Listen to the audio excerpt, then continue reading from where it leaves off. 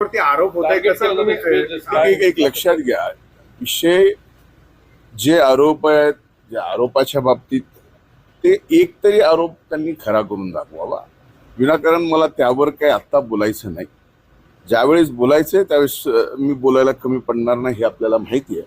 आणि आत्ताची परिस्थिती पाहता बीड जिल्ह्यामध्ये सर्व सामाजिक सलोखा निर्माण व्यवस्थित होणं हे माझ्यासारख्या बीड जिल्ह्याच्या नागरिकाला, मातीतल्या त्या माणसाला आवश्यक वाटणारी गोष्ट आहे.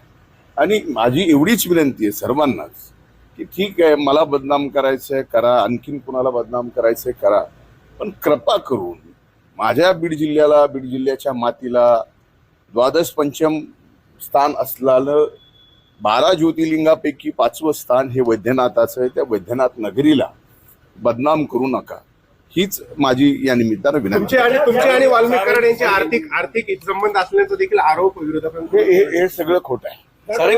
आरोप